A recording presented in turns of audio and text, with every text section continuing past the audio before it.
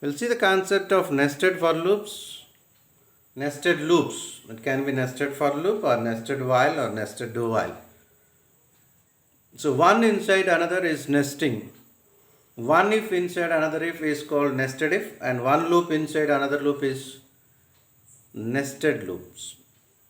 We use the concept of nested loops, more than one for loop in sorting techniques and matrix addition, matrix multiplication programs, and etc. See the program clearly. How many variables are there? We have two variables A and B. And look at the braces. How many braces, how many opened and how many closed. So we have two loops. One is A and another one is B. The A loop is an outer loop and B loop is inner loop. So how many statements are there inside B loop? We have only one statement, printf star. And how many statements are inside A loop? We have one printf \n. Look at the brackets clearly. So in any for loop, if you have only one statement, there is no need of giving any braces.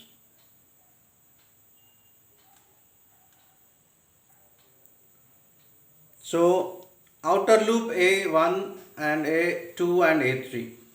The starting value is 1 and ending value is 3. Inner loop B1 and B2 and B3. So when A is 1, you go inside. Inside we have one more for loop. When A is 1, you go inside, and B loop B1, B2, B3. As soon as the B loop is completed, the outer loop variable will be incremented. Here it is plus plus, so it is incremented. So when A is 1, you go inside B1, B2, B3, and next line A becomes 2 now. Again you go inside B1, B2, B3. Next line and A becomes 3 now, and again inside B1, B2, B3. So look at the table clearly. For your to make the program very comfortable way, I just given it in table. You won't get the output in tabular format. You won't get the output in those rows and columns table wise. You just get the output simply. Stars. So when A is 1, B1 star, B2 star and B3 star will be printed. And go to next line. When A is 2, again B1 star, B2 star and B3 star. And again when A is 3 and B1 star, B2 star and B3 star.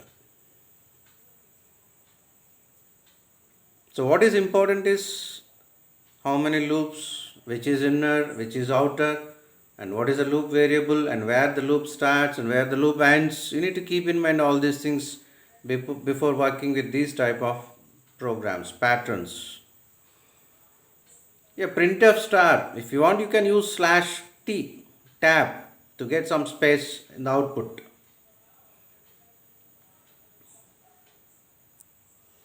And look at this program, second program, and what is the difference between first and second? You just observe it. See the inner loop, B is equal to 1, B less than or equal to A and B plus plus. So that's the difference here, B less than or equal to A. When A is 1, B loop starts with 1 and ends with A value. So when A1, B1, when A2, B1 and B2. When A3, B1, B2 and B3. And look at the output. When A is 1, you get 1 star. When A is 2, 2 stars, B1, B2. When A is 3, 3 stars.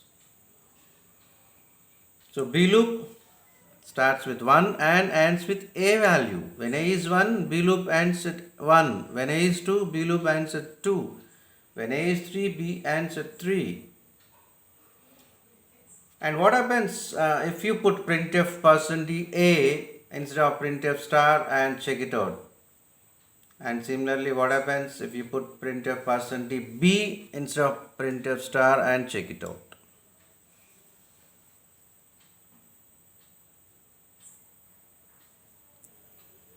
So look at this program to get the pattern 1, 1, 2, 1, 2, 3, 1, 2, 3, 4. To identify the spaces, I just kept it in table. So on the first row 3 spaces, second row 2 spaces, third row 1 space and so on. And here the number of rows let n is equal to 4. So just observe the program, how many loops we have. We have I, K, J, 3 loops. And no confusion regarding the brackets, as I told you in the last session also. A for loop with one statement, no need of putting within brackets. So we have outer loop I from 1 to n is number of rows here. And we have inner loop K 1 to 40 minus I and J 1 to I. So look at the steps. When when I is 1, K 1 to 13, you get 39 spaces, 39 spaces. In general, we have 40 rows for screen. So that's the reason why I use the term 40 there.